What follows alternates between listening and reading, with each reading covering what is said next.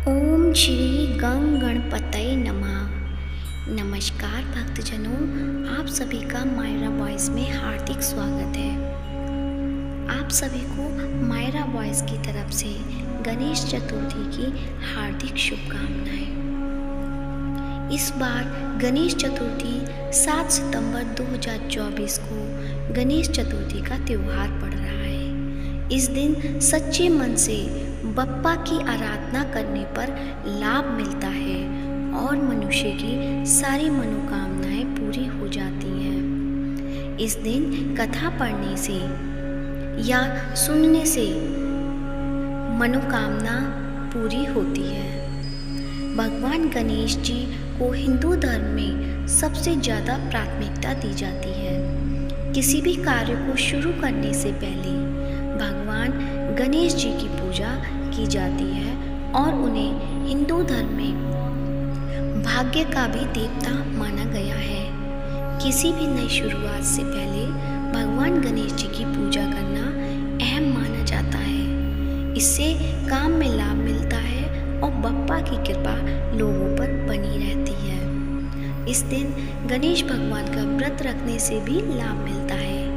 इसके अलावा यदि इस दिन अगर कथा का पाठ किया जाए तो भगवान गणेश जी अति प्रसन्न हो जाते हैं और उनकी विशेष कृपा देखने को मिलती है। तो आइए सुनते हैं गणेश चतुर्थी की व्रत कथा।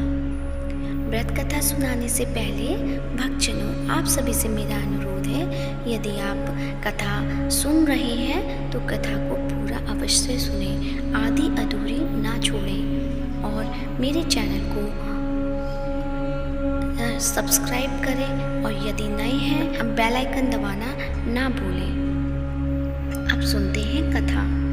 बोलो गणेश भगवान की जय। गणेश गणपति बप्पा मोरया। कथा की बात करें तो एक बार गणेश जी और माँ पार्वती नदी के किनारे बैठे थे। माँ पार्वती ने इस दौरान वक्त बिताने के लिए शिव जी से चौपड़ खेलने की विनती की। शिव जी भी खेलने के लिए तैयार हो गए, लेकिन यहाँ पर सबसे बड़ी दुविधा ये पैदा हुई कि आखिर इस खेल में हार जीत का फैसला कौन करेगा। ऐसे में शिव जी ने कुछ दिन के बटोरे और पुतला बनाकर उसकी प्राण प्रतिष्ठा कर दी। इसके बाद उन्होंने पुतले से ये विनती की कि बेटा, तुम इस खेल को देखना और हार जीत का सही फैसला करना। शिव जी और माता पार्वती जी ने इसके बाद ये खेल खेलना शुरू किया। उन्होंने ये खेल 3 बार खेला, मगर तीनों बार ही पार्वती जी जीत गई और फिर शिव जी की हार हुई। अब फैसले की घड़ी थी। फैसला हुआ। इस दौरान पार्वती जी को विजयी बनाने की जगह लड़के ने शिव जी को विजयी घोषित कर दिया। ये नतीजा सुनकर पार्वती जी उखड़ गईं और उन्हें बहुत तेज गुस्सा आया। उन्होंने उनके साथ धोखा करने वाले को शाप दिया। माँ पार्वती ने बालक को लंगड़ा होने का और कीचड़ में पड़े रहने का शाप दे दिया।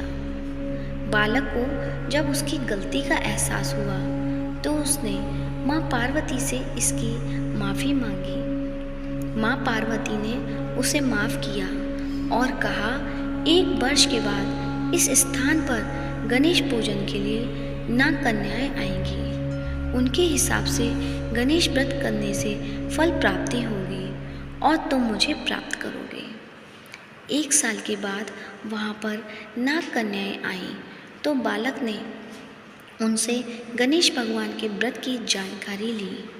पूरे विधि विधान से शख्स ने 21 दिन तक गणेश भगवान का व्रत रखा और पूजा पाठ किया। ऐसा करने से भगवान गणेश प्रसन्न हुए और उसने बालक से वरदान मांगा। बालक ने भगवान गणेश से कहा कि वो उसे इतनी ताकत दें कि वो अपने पैरों पर खड़ा हो सके और अपने माता पिता के साथ कैलाश आ सके। ये व्रत कथा इतनी ताकतवर है कि शिवजी को भी इस व्रत कथा का पालन करना पड़ा था। दरअसल खेल के दौरान बालक द्वारा गलत परिणाम की घोषणा करने के बाद माँ पार्वती सिर्फ उस बालक से ही परेशान नहीं हुई थी, बल्कि शिव जी से भी पार्वती जी काफ़ी क्रोधित हो गई थी। ऐसे में जब कैलाश पर्वत पर पहुंचकर बालक ने शिव जी को ये कथा बताई, तो शिव जी ने भी गणेश भगवान का 21 दिन का व्रत रखा। इससे माँ पार्वती प्रसन्न हुई और शिव जी को लेकर उनका गुस्सा जो था वो शांत हो गया। बोलो गणपति बप्पा मोरया। आशा करती हूँ भक्तजनों कथा अच्छी लगी होगी। कथा अच्छी लगी है तो कमेंट बॉक्स में गणपति बप्पा मोरया अवश्य लिखें और इस वीडियो को ज़्यादा से ज़्यादा शेयर करें। धन्यवाद।